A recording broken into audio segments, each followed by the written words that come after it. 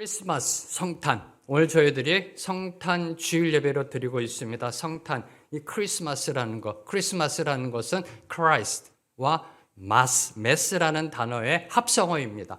Christ, 그리스도, Mass, 천주교로 미사라고 그러죠. 예배 의식. 그래서 크리스마스라는 것은 문자적으로 보면은 그리스도를 향한 예배 의식이라는 뜻입니다. 문자적으로 볼 때 크라이스트와 메스의 합성어입니다. 그리고 이 크리스마스라는 것은 예수 그리스도의 탄생을 기념하고 축하하는 날입니다. 오해하지 마세요. 예수님이 탄생하신 날이 아니라는 겁니다. 많은 분들이 오해하고 계시는 게 있더라고요. 12월 25일은 크리스마스는 성탄절은 주님이 이 땅에 오신 그것을 기념하며 축하하는 날, 즉 그분을 향해 예배하는 날이 바로 크리스마스라는 겁니다. 자, 우리나라에는 1884년에 크리스마스라는 개념이 처음 들어옵니다. 1884년에 처음 들어오고요. 그 이듬해부터 확산되기 시작하여 최초로 크리스마스를 기념한 것은 조선 말기의 독립신문이었습니다. 공개적으로 크리스마스를 축하한 것은 독립신문이었고요. 그리고 1949년 기독교 교인이셨던 이승만 대통령께서 기독탄생일이란 명칭으로 크리스마스를 법정 공휴일로 정하셨습니다. 1949년부터 우리나라에 이제 공식적으로 공휴일로 크리스마스를 정해서 지금까지 저희들이 이 크리스마스를 하나님께 올려드리고 있습니다. 자, 그렇다면 오늘 21세기 여러분에게 크리스마스는 과연 어떤 날인가요? 솔직하게 한번 마음속으로 생각해 보시기 바랍니다. 여러분에게 크리스마스는 어떤 날인가요? 오늘 우리 하영민 집사님 기도요. 저는 놀랐습니다. 우리 기도 가운데 크리스마스가 무엇인지를 신학적으로, 철학적으로, 종교학적으로 녹아냈고요. 그리고 한 개인의 고백과 간증을 담은 하나님께 올려드린 한 편의 시였다라는 겁니다.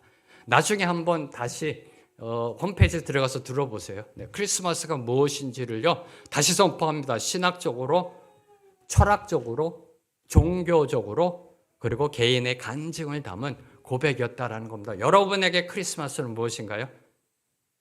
자, 그러면 쉽게 질문하겠습니다. 여러분에게 크리스마스를 한 단어로 표현한다면 어떻게 표현할 수 있으신지요? 크리스마스를 한 단어로 표현한다면 한 1, 2초 드리겠습니다. 한번 마음속으로 생각해 보시기 바랍니다. 저는 이번 설교를 준비하면서 이 부분을 질문을 던지고 묵상하면서 이런 결론에 맺었습니다. 크리스마스는 창이다. 창, 윈도우. 창이다라는 그러한 묵상의 결론으로 도달했습니다. 저 너머를 볼 수 있는 창, 유리창, 창이다. 여기가 전부가 아니면 알려주는 것이 크리스마스다. 이제 여기만이 아니라 저기 넘어가 있으니 더 이상 여기에 매이지 않는다라는 사실을 선포하는 게 크리스마스다 라는 결론에 도달했습니다. 크리스마스는 저기 너머를 볼 수 있는 창이라는 겁니다. 윈도우라는 겁니다. 저기 너머를 바라보기에 꿈도 꿀 수 있고요. 용기도 내며 앞으로 나아갈 수가 있습니다. 넘어가 있기에 오늘의 시련과 위기를 극복해낼 수가 있습니다. 넘어가 있기에 오늘 지금의 아픔과 고통을 극복해내고 넘어설 수 있습니다. 다시 일어날 수 있습니다. 그렇죠? 꽉 막혀 있는 곳에 여기에서 살고 있으면은요 희망이 없습니다.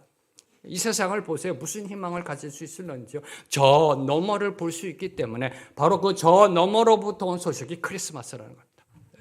저 너머로부터 빛을 발하는 별을 따라 쫓아온 사람, 나선 사람들이 바로 동방박사들임을 성경은 기록하고 있습니다. 자, 그러면 왜 우리에게 너머가 필요할까요? 왜 크리스마스는 너머로부터 온 소식일까요? 왜 그래야 될까요? 왜 너머로부터 온 소식이 크리스마스일까요? 최초의 인류 아담과 하와가 창조되었을 때는 너머가 필요 없었습니다. 우리 인간에게는 저 너머가 필요 없었습니다. 그들이 거하던 에덴 동산에는 만물의 근원이신, 시간의 근원이신, 여기와 저기의 근원이신 하나님이 함께하고 계셨기 때문에 너머가 필요 없었습니다. 에덴 동산이 여기였고 에덴 동산이 저기였었습니다.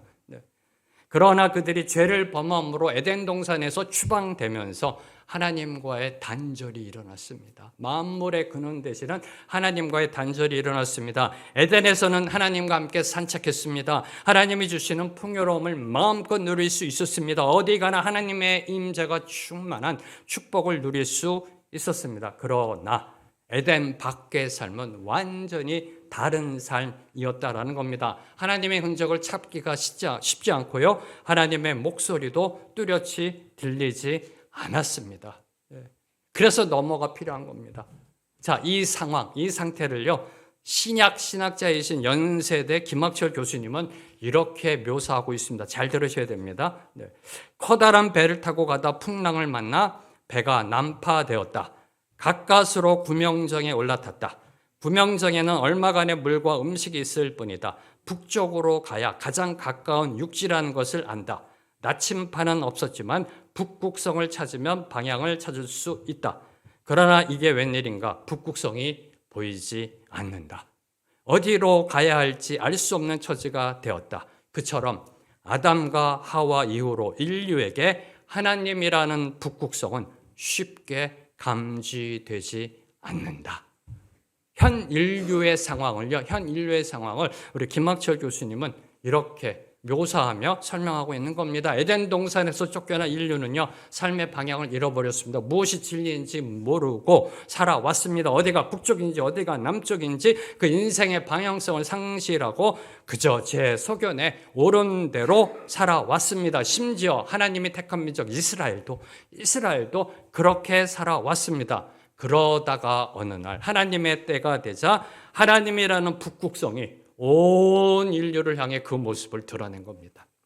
때가 되자 하나님이라는 북극성이 그 모습을 드러냈습니다. 아담과 하와 이후로 인류에게 쉽게 감지되지 않았던 하나님이라는 북극성, 이 북극성을 발견하고 따라온 자들이 바로 동방박사들이었음을 성경은 기록하고 있습니다. 동방박사들이 본 그 북극성, 그 별은요, 하나님의 아들 메시아가 저 너머로부터 이 땅에 오셨음을 계시하는 별이었던 겁니다. 저 너머에서 저기에서 이곳으로, 너머에서 여기로 그리스도가 하나님의 아들이 오셨음을 보여주는 그러한 별이었던 겁니다. 이 메시아의 오심에 대한 예언을 기록하고 있는 이 이사야서를 보면요, 특별히 이사야서 9장 2절을 보면 어둠 속에 걷던 백성이 큰 빛을 보았고 죽음의 그림자가 드리운 땅에 사는 사람들 위에 빛이 비쳤다.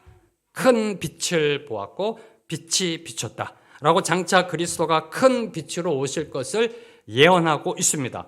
그리고 이 메시아 빛은 하나님께서 이미 오래전에 3,400년 전에, 지금으로부터 3,400년 전에 고대 근동 점술가, 지금의 이라크 지역에 살고 있던 고대 근동 점술가 발람을 통해 예언한 빛이었다라는 것입니다. 민수기 24장 17절 말씀, 한 별이 야곱에게서 나오며 한 규가 이스라엘에게서 일어날 것이다 라고 3,400년 전에 이방 점술가가 선포했던 겁니다. 한 별이 일어날 것이다. 바로 이 별이 선지자 이사야께서는 하나님의 백성들 향해 비추는 큰 빛이다 라고 선포하셨고요. 바로 이 별, 성경이 예언해온 이 별이 동방박사들이 본 별이었던 것입니다.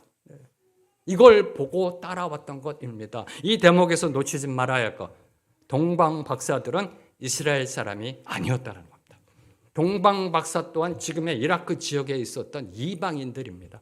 이방 점술가들입니다. 하나님이라는 북극성을 발견한 사람은 유대인이 아니었다는 겁니다. 이방 점술가들이었다라는 겁니다. 즉 이방인들이 메시아 별을 발견하였고 그 별을 따라가서 아기 예수의 탄생, 크리스마스의 축복을 받았다는 사실을 오늘 말씀은 기록하고 있습니다. 이게 복음이라는 겁니다. 복음의 시작이 이렇게 시작됩니다. 이게 복음이라는 겁니다. 유대인이나 이방인이나 차별 없이 모든 믿는 자에게 구원을 주시는 하나님의 능력, 이게 바로 복음임을 하나님은 역사 가운데서 선포 증거하셨던 겁니다. 이스라엘 사람들에게 보여주셨으면 되잖아요. 이스라엘 사람들이 쫓아오게 하면 되잖아요, 별을. 근데 하나님은 동방의 이방 점술가들, 그들이 그 별을 보고 쫓아와 아기 예수께 경배하는, 이게 복음의 본질을 드러내고 있는 것입니다. 복음은 그 어느 누구에게나 열려 있다라는 것입니다. 누가복음 2장 10절 말씀 보면 천사가 이르되 무서워하지 말라. 보라, 내가 온 백성에게 미칠 큰 기쁨의 좋은 소식을 너희에게 전하노라. 복음은요, 온 세상 백성에게 미칠 큰 기쁨의 좋은 소식이라는 것입니다. 유대인만이 아니라 이 세상 모든 사람에게 차별 없이 비추는 빛이 바로 크리스마스의 별이라는 것입니다. 그렇잖아요. 그래서 저와 여러분이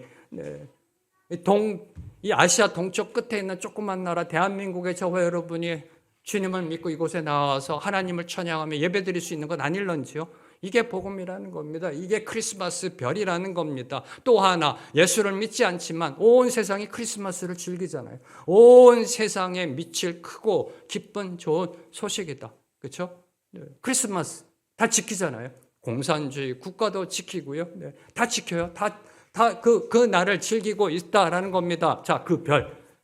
하나님이라는 북극성, 메시아 별을 본 동방 박사들은 그 자리에서 일어났다라는 겁니다. 그 자리에서 일어나 그 별을 따라갔다라는 겁니다. 하루, 이틀, 한 달, 두 달, 1년, 2년. 학자들은 최소 1년에서 2년을 따라간 걸로 봅니다. 최소. 별이 나타난 건 아기 예수의 탄생을 뜻하는 거고요. 그 별을 따라가서 나중에 말씀을 보면은 헤롯이 2살 이하짜리를 다 죽입니다. 최소 1년에서 2년을 동방 박사들은 그 별을 따라간 겁니다. 얼마나 걸리든 그 별을 따라갔습니다. 하루 이틀 따라간 게 아니라는 겁니다. 하루 이틀 1시간 2시간 따라간 게 아니고요. 한 달, 두 달, 1년, 2년 따라갔습니다. 그 어떤 시련과 한계에 부딪혀도 낭망하지 않고 포기하지 않고 끝까지 그 별을 따라갔습니다. 왜요? 그 너머의 소망을 봤기 때문에. 그 너머의 소망을 봤기 때문에. 그리고 마침내 그 별이 머문 곳, 아기 예수가 계신 곳에 도달했을 때, 그때 그들은 이제껏 맛보지 못한 기쁨의 감격을 맛보았던 겁니다. 그게 오늘 말씀 10절에 보면은 매우 크게 기뻐하고 기뻐하더라. 매우 크게 기뻐하고 기뻐하더라. 지금까지 맛보지 못한 기쁨을 맛보았던 겁니다. 크게 기쁨입니다. 매우 기쁨입니다. 여러분이 이게 이해가 잘 안 되실 것 같아서요. 이렇게 예를 들겠습니다. 지금의 포프, 교황, 엄숙하잖아요. 한 번도 그분이 막 깔깔깔거리고 웃는 모습 못 봤어요. 늘 연세도 있으시고 TV 나오면 거룩하잖아요. 그분이 어린아이처럼 너무 기뻐가지고 너무 이런 모습이에요. 이해가 좀 되세요? 아직도 이게 잘 안 되세요? 근엄하고 엄숙한 이 교황이 갑자기 TV 앞에서 어린아이처럼 박수치면서 깔깔깔거리고 너무 좋다고 막 이 모습이 매우 크게 기뻐하고 기뻐하더라. 이 모습이요. 이게 크리스마스를 맞이하는 기쁨이라는 겁니다. 이게 크리스마스의 기쁨이라는 것입니다. 옆에 계신 분에게 인사합니다. 쳐다보세요. 활짝 웃으시며 메리 크리스마스.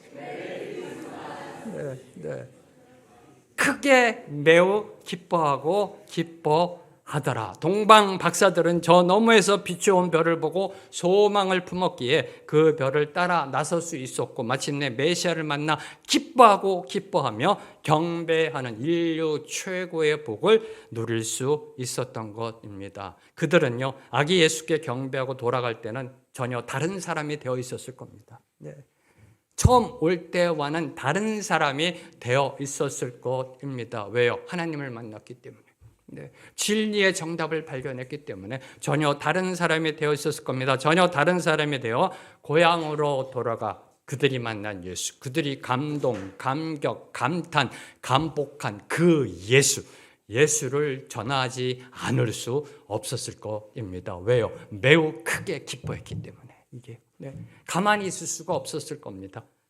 자, 이 대목에서 저와 여러분이 생각해야 될 거. 자, 그러면 크리스마스는 동방 박사들이 최초로 목격한 사람들인가? 라는 질문입니다. 아니죠.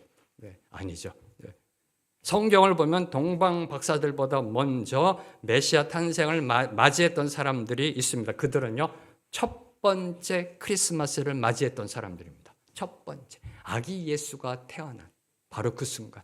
동방 박사들은 아기 예수가 한 2살 정도 됐을 때, 1년에서 2년을 그 별을 따라와서 어느 정도 아기 예수께서 좀 성장하신 다음에 만나서 경배했던 거고요. 아기 예수가 태어난 그날, 첫 번째 크리스마스. 그 축복을 받았던 사람들이 있습니다. 그들은 이스라엘 사람들입니다. 그들은 이스라엘 사람들입니다. 그런데 그들은요, 궁전에 있던 왕족도 아닙니다. 그들은 성전에 있던 제사장이나 레위 사람도 아닙니다. 그들은 회당에 있던 랍비나 바리새인도 아닙니다. 그들은 밤에 양떼를 치던 목자들이었습니다. 최초의 크리스마스의 감격을 누린 사람은 목자들이었다라는 겁니다. 누가복음 2장 8절과 9절 말씀.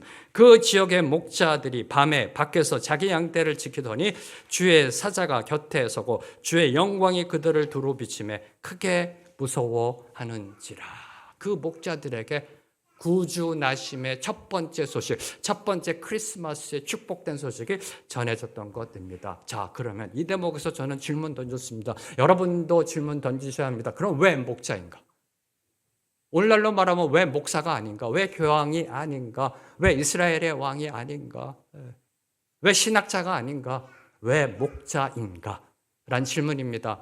우연이라고 생각하세요? 하나님이 그냥 우연히 그냥 목자에게 전했다고 생각하세요? 아니요. 하나님은 한 채 오차도 없이 계획과 섭리하에 이 땅을 이끌어 가시는 분이세요. 네. 왜 목자인가? 이스라엘 왕, 대제사장, 바리새인이 아닌 목자들에게 제일 먼저 복음이 왜 선포되었을까?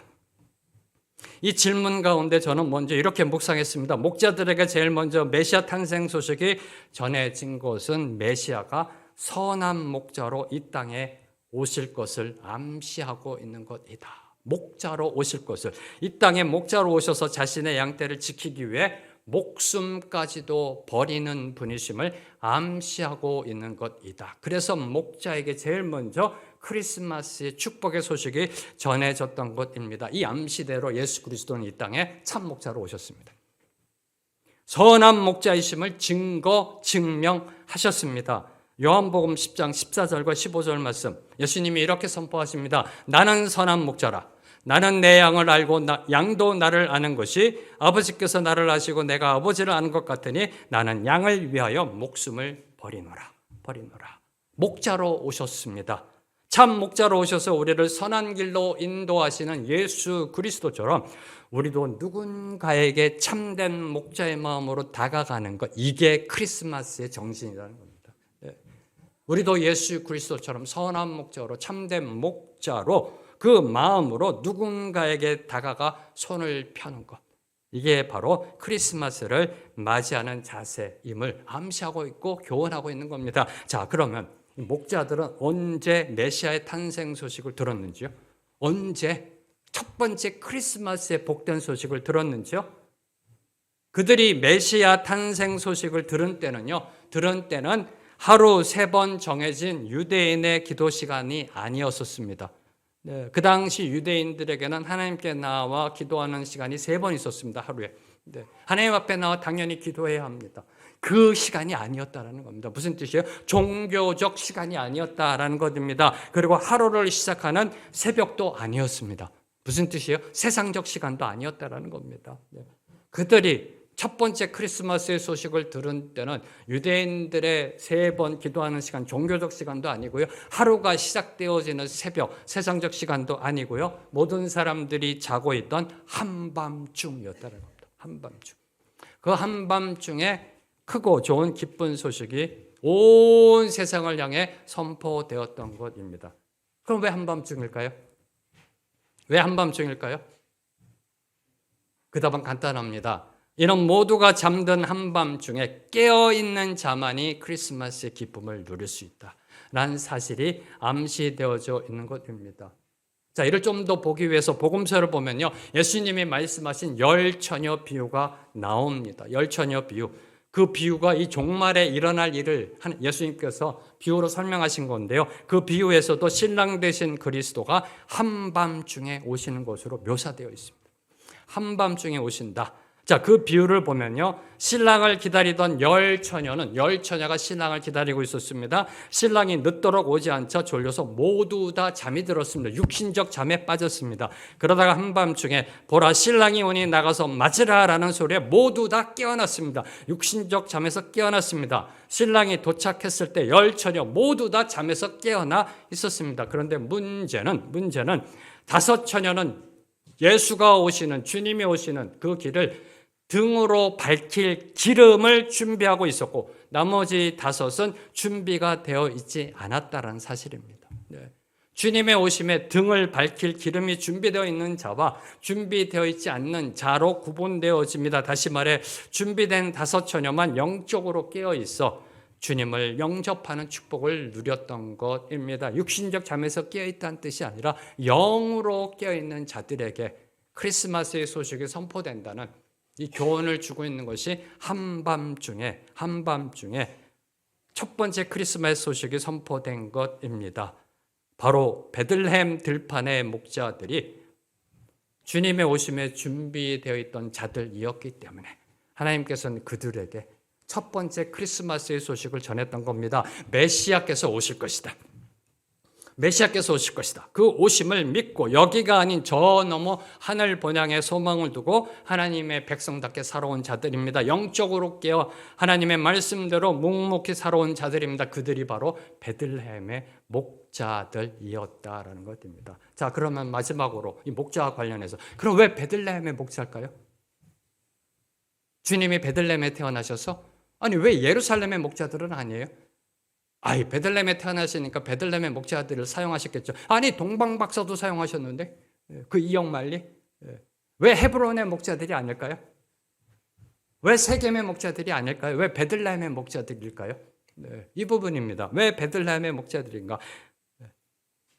자, 유대 문헌과 전승에 의하면요, 이스라엘이 이제 바벨론 포로에서 돌아옵니다. 돌아와 귀환한 후에 언젠간부터 베들레헴에서 태어나고 길러진 양들, 베들레헴에서 태어나고 길러진 양들이 성전 제사를 위한 양들로 독점 공급되었다라고 합니다. 네. 성전, 예루살렘 성전에서 제사로 쓰여지는 양들, 이 양들은 베들레헴에서 태어나 길러진 양들로 사용되어졌다라고 합니다. 그리고 그 양들을 돌보는 목자들 역시 선별된 사람들. 왜? 하나님께 제사 드리는 양이니까. 선별된 사람들. 그들이 바로 레갑 족속의 후손들이었다라고 기록되어 있습니다. 레갑 족속의 후손들. 레갑 족속의 후손들이 베들레헴에 살면서 하나님의 양을 치는 목자들이었다라는 겁니다. 자, 느헤미야 3장 14절 말씀. 함께 읽습니다. 시작. 분문은 베나겔은 지방을 다스리는 레갑의 아들 말기야가 중수하여 문을 세우며 문짝을 달고 자물쇠와 빗장을 갖추었고. 자, 느헤미야 시대입니다. 이스라엘이 바벨론에서 포로에서 돌아온 그 느헤미야 시대에 벳학게렘의 레갑의 아들 말기야가 다스리고 있었다라고 하고 있습니다. 네. 벳학게렘은 베들레헴의 옛 이름입니다. 베들레헴의 옛 이름, 베들레헴의 레갑 족속의 아들 말기야가 다스리고 있었고, 다시 말해 이 베들레헴의 레갑 족속의 후손들이 정착하여 살고 있었음을 성경은 증명하고 있습니다. 이 레갑 족속과 관련하여 특별히 예레미야 35장을 보면요, 35장을 보면 하나님은 예레미야에게 레갑 사람들을 여호와의 집 한 방으로 데려다가 포도주를 마시게 하라라는 이상한 명령을 주었습니다. 여러분이 나중에 한번 예레미야 말씀 보시고요. 나중에 혹시 시간 되면 이 레갑 족속에 관해서는 좀 더 자세하게 제가 설교하는 시간을 하나님 주시리라 믿습니다. 이 레갑 족속이 베들레헴 지역에서 양을 치고 있었습니다. 이 레갑 족속은요, 언젠가부터 베들레헴 지역에 살고 있었고요. 그리고 예레미야 시대 때 타락한 그 시대, 이제 곧 얼마 안 있으면 멸망할 그 시대, 죄악에 관영한 그 시대에 하나님이 예레미야 선지자를 통하여 레갑 족속을 불러다가 포도주를 먹이라라는 이상한 명령을 주셨습니다.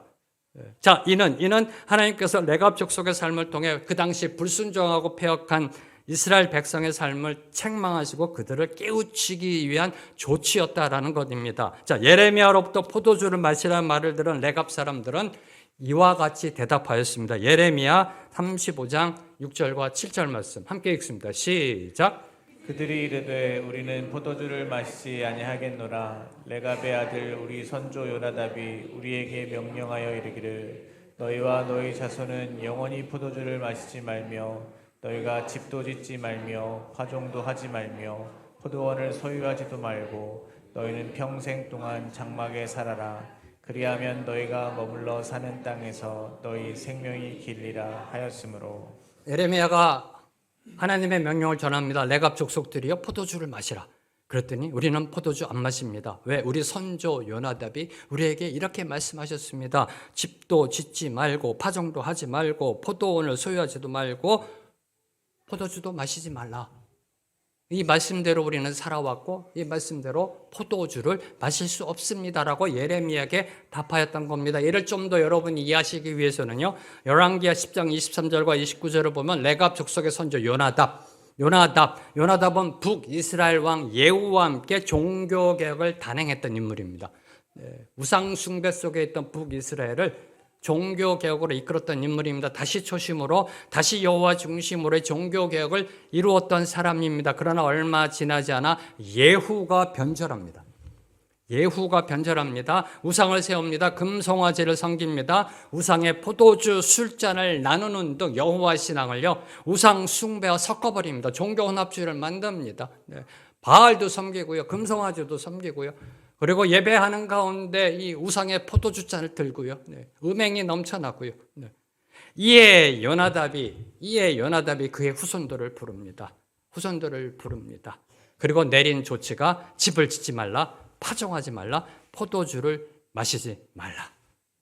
거룩하라는 겁니다. 세상 따라가지 말고 거룩하라, 구별된 자로 하나님 앞에 바로 서라라고 지시한 겁니다. 이 지시를 지켜온 겁니다. 이 지시에 따라 레갑 족속들은 포도주를 마시지 않았던 겁니다. 우상의 포도주잔을 거부하였던 것입니다. 이들은 한마디로 이스라엘이 우상 숭배와 세상 그 세속 탐욕의 관영함 속에 타락해 갈 때, 썩어갈 때, 그때 거룩을 지키며 하나님의 말씀대로 살고자 발버둥 쳤던 사람들입니다. 육신의 쾌락을 거부하며 세상적 욕심을 비운 사람들입니다. 그래서 베들레헴 들판에서 양을 치면서 주님의 오심을 소망하며 살아가던 자들입니다. 바로 이런 자들에게 하나님은 첫 번째 크리스마스를 맞이하는 축복을 허락하셨던 것입니다.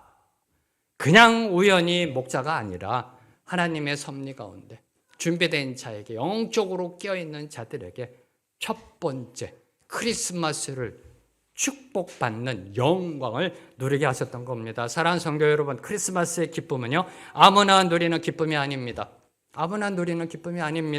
오직 영으로 깨어 준비된 자들만이 누릴 수 있는 특권적 기쁨이라는 겁니다.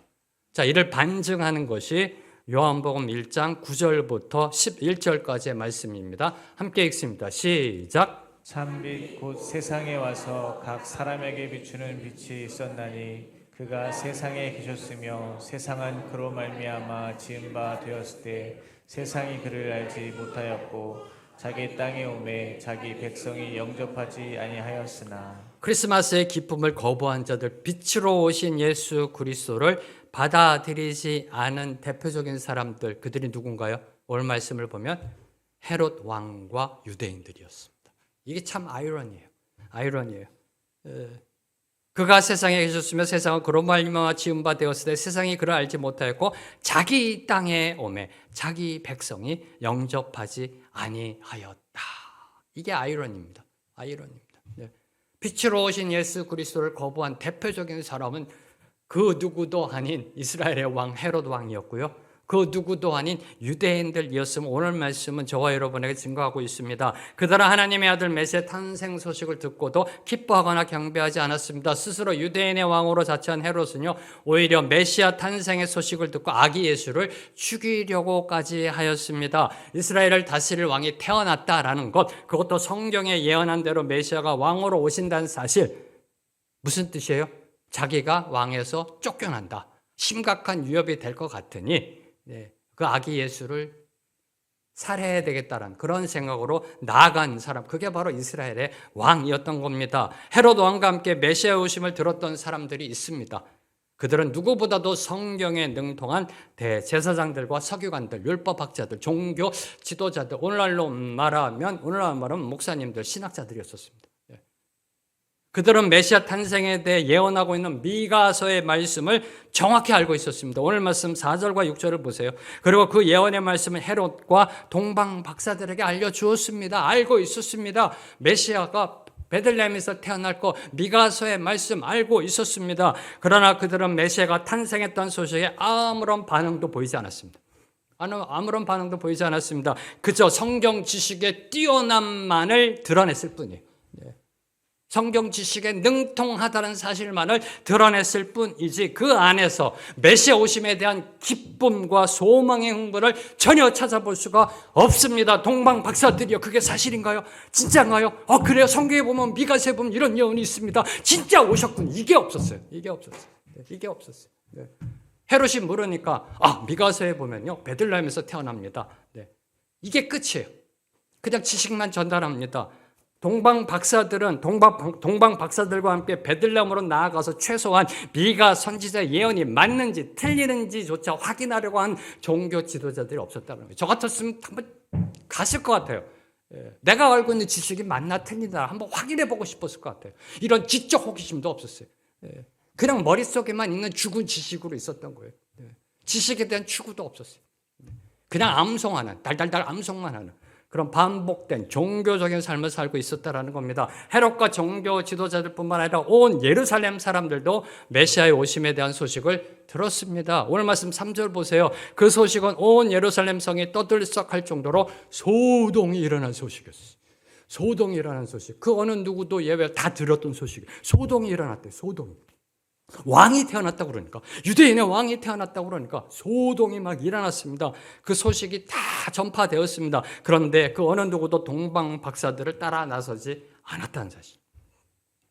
따라 나서 유대인의 왕으로 오신 예수 그리스도를 경배한 사람은 단 한 사람도 없었다는 사실입니다. 그들이 그토록 고대하던 메시아가 오셨는데, 고대했잖아요. 기대했잖아요. 네. 소망했잖아요. 이스라엘 사람들이 소망한 건 하나님의 아들 메시아의 오심이라고요. 그렇게 소망했는데, 그렇게 고대했던 메시아가 오셨는데 그들은 기뻐하지도 환영하지도 않았습니다. 단지 큰 소동만이 예루살렘 성내를 가득 채웠던 겁니다. 유대인의 왕이 태어났대. 동방 박사들이 봤대. 쫓아가고 있대. 그걸로 끝이었던 거예요. 여기서 소동, 저기서 소동. 큰 소동만이 일어났던 겁니다. 사랑하는 성도 여러분, 오늘날도요, 크리스마스가 되면 세상에 큰 소동이 일어납니다. 그렇잖아요. 큰 소동이 일어나요. 대도시를 중심으로 일어납니다. 당시 이스라엘의 조그만 산골 마을보다 예루살렘 성에 큰 소동이 일어났듯이 오늘날도 보면 대도시에서 큰 소동이 일어납니다. 대형 크리스마스 트리가 세워집니다. 그리고 반짝이는 조명 형식으로 치장한 거리들과 빌딩들이 세상적 화려함을 뽐냅니다. 축제 분위기를 고조시킵니다. 캐럴이 울려 퍼집니다. 특별히 서구권에 있어서는 크리스마스 마켓이라고 한 달 넘게 즐깁니다. 독일에서 바로 또 이 크리스마스 마켓 때 또 사고가 났잖아요. 큰 소동이 일어나요. 근데 거기에는 단지 소란스러운 소동만이 있을 뿐 진정한 기쁨과 영원한 축복은 없다라는 것입니다. 오늘날도 똑같아요. 예루살렘의 소동이 오늘날 21세기 소동으로 이어지고 있고 내년에도 또 큰 소동으로 끝날 겁니다. 이게 너무나 아이러니하고 너무나 안타까운 부분이에요. 예루살렘 사람들 중에 단 한 명도 따라간 자가 없었다. 이게 너무나 마음이 아픕니다. 너무나 아픕니다. 그 예루살렘 성전에 가서 아침마다 하나님 앞에 예배드리고 점심에 예배드리고 저녁에 기도하고요. 때가 되면 제사 드리고 했던 사람들 예루살렘 사람들이잖아요. 이스라엘 사람들 중에 제일 부러운 사람이 예루살렘 사람입니다. 왜요? 갈릴리 있는 사람들은 성전이 예루살렘에 있으니까 내가 성전 옆에 살고 있으면 맨날 가서 하나님을 예배할 텐데 저들은 참 축복받은 자들이다. 매일 가서 예배 드릴 수 있어요. 근데 그들 중에 단 한 명도 동방 박사를 따라 나선 자들이 없었다는 사실이 너무나 가슴 아픈 겁니다. 자, 이제 마지막으로 메시아 탄생 크리스마스와 관련하여 살펴볼 말씀이 있습니다. 저도 이 성탄절 이 설교를 많이 해왔는데요. 특별히 이번에는 이 말씀을 보게 하시더라고요. 자, 크리스마스와 관련된 사람들, 동방박사, 베들레헴의 목자들, 헤롯 왕, 종교 지도자들, 예루살렘 사람들, 그리고 또 한 사람이 있습니다. 그 베들레헴의 여관집 주인. 이 부분은 나중에 또 나누도록 하고요. 참으로 안타까운 분이 그분도. 첫 번째 크리스마스의 축복을 받을 수 있었는데 오늘 마지막으로 살펴볼 그 사람들은 아이들입니다. 아이들. 마태복음 2장 16절 말씀.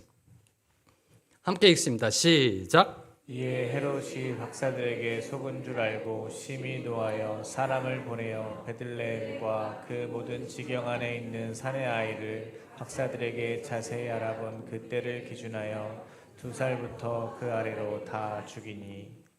이 부분입니다. 네. 크리스마스 때 아마 별로 묵상하지 않는 말씀입니다. 근데 이 부분은 묵상케 하시더라고요. 왜요? 크리스마스와 관련된 사람들이에요.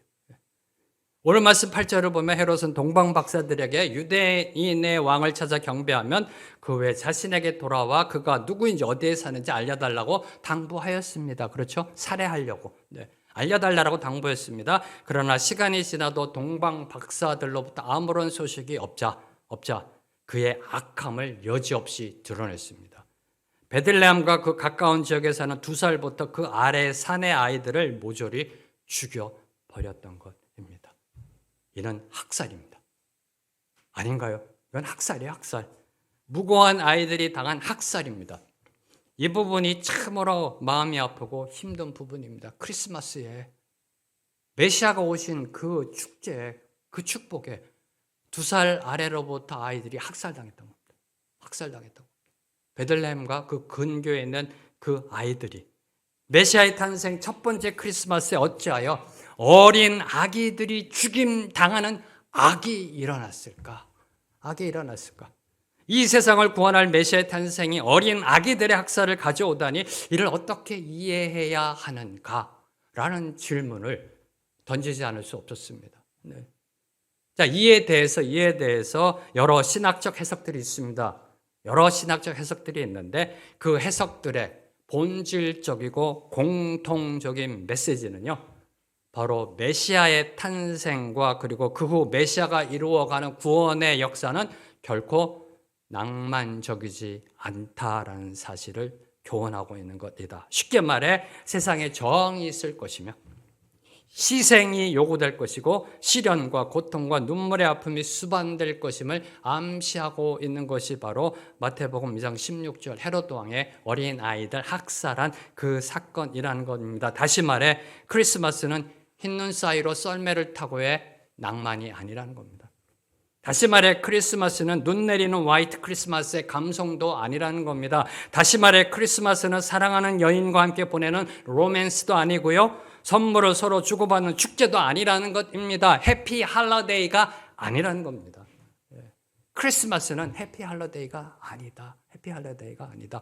오늘날 세상은요, 메리 크리스마스라고 인사 못하게 합니다. 해피 할러데이라고 하라고 합니다. 종교적 색채를 내려놓으라고 합니다. 네.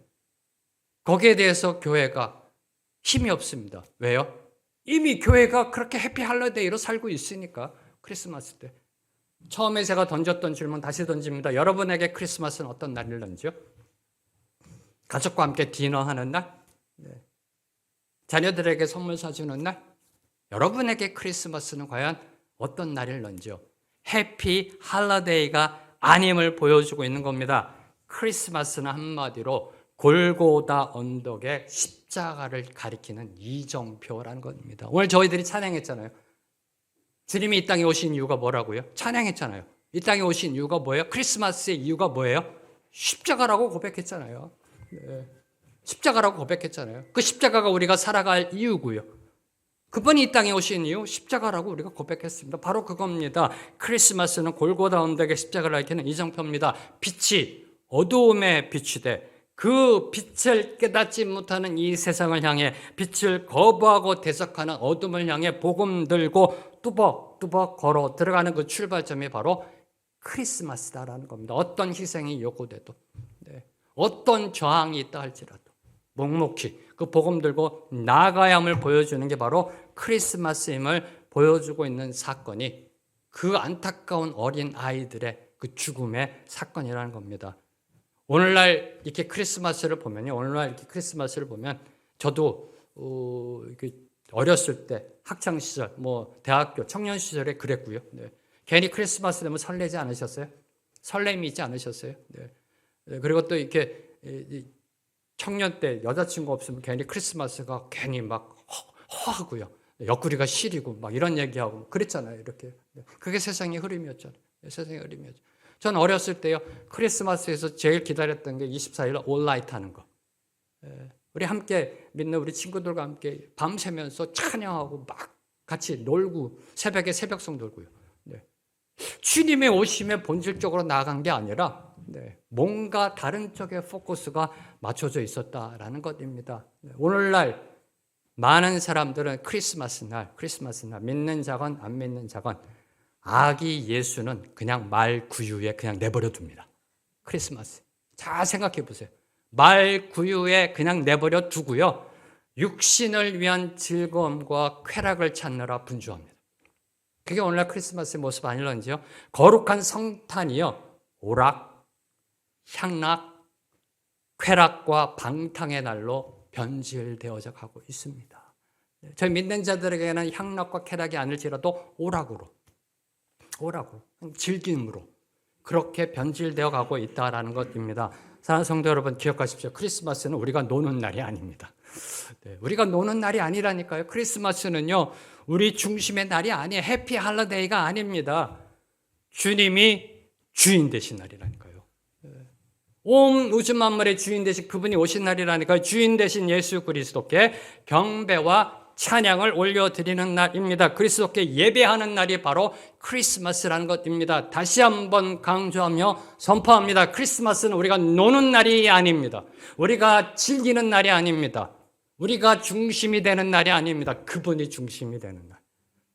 주인이신 그분이 이 땅에 오셔서 주인이신 그분께 경배와 찬양을 올려드리는 날이 바로 크리스마스다라는 것입니다. 저 너머에서 이 땅에 오신 예수 그리스도께 경배하며 찬양하며 나아갑니다. 이 땅 위에 오신 하나님의 본체, 그분을 찬양합니다. 저 너머에서 이곳에 오신 그분을 찬양합니다. 이 땅 위에 오신 하나님의 본체, 십자가에 달리사 우리 죄 사하셨네. 하나님이 그를 지극히 높여 모든 이름 위에 뛰어난 이름을 주사 우리 예수 이름 앞에 절하고 모든 입이 주를 시인해. 이게 크리스마스입니다. 영광 중에 오실 주를 보리라. 모두 다 선포해. 왕께 만세. 그분이 오셨습니다. 만왕의 왕이 오셨습니다. 왕께 만세.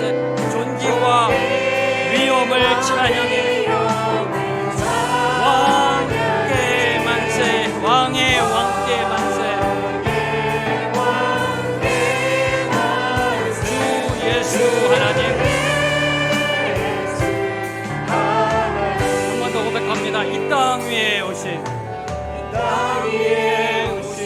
하나님의 본체, 하나님의 본체가 저 너머에서 이 땅으로 오신 게 크리스마스입니다. 그 크리스마스는 십자가를 가리키는 겁니다. 하나님이 그를 지극히 높여 모든 이름 위에 뛰어난 이름을 주사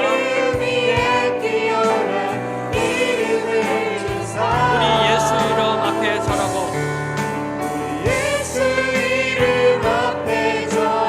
모든 입이 주를 시인해. 이게 크리스마스입니다. 영광 중에 오실 주를 보리라.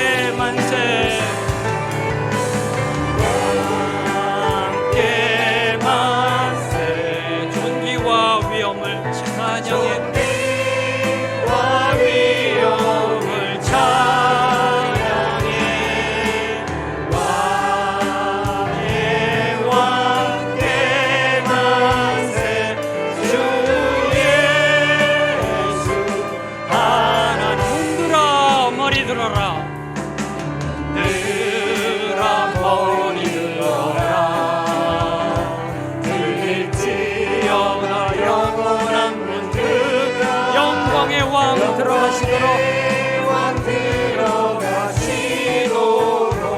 영광의 왕 다시 한번 더 고백합니다. 문들어 머리 들어라.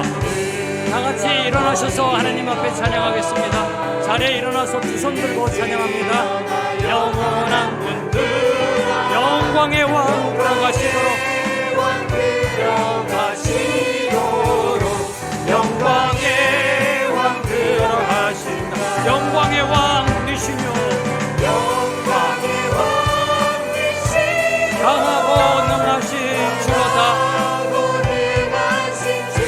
전쟁에 능하신 주시라. 나 찬양 한 번 더 고백합니다. 문들어 머리 들어라. 문들어 머리 들어라. 들릴지어다 영원한 문들어 영원한 문들어 영광의 왕 들어가시도록 영광의 왕 들어가신다. 영광의 왕 위시뇨 강하고 능하신 주로다. 전쟁에 능하신 주시라. 다 찬양 위대하신 왕 왕께 만세 왕께 만세 왕께 만세. 그분이 오셨습니다. 당신은 영광의 왕이라. 다 찬양 위대하신 왕. 한 번 더 고백합니다. 문들어 너리 들어라. 문들어 너리 들어라. 불지어다 영원한 문들어 영광의 왕 들어가시도록 영광의 왕 들어가신다. 영광의 왕이시며 강하고 능하신 주로다. 전쟁에 능하신 주시라. 나 찬양 위대하신 왕 왕께 만세 왕께 만세 왕께 만세. 당신은 영광의 왕이라. 나 찬양 위대한 왕께 만세 왕께 만세 왕께 만세. 당신은 영광의 왕이라. 나 찬양 위대하신 왕. 만왕의 왕 만주께서 오셨습니다. 감사합니다. 할렐루야. 찬양함으로 만왕을 찬양하는 우리 모두가 되게 하여 주시옵소서. 왕이 들어가신다. 왕이 들어가신다. 영원한 왕께서 들어가신다. 세상 문들어 들릴지어다. 문을 열지어다. 왕을 영접할지어다. 주님 온 세상이 만왕의 왕이신 예수 그리스도를 영접하는 크리스마스가 되게 하여 주시옵소서. 예수님의 이름으로 기도합니다. 아멘.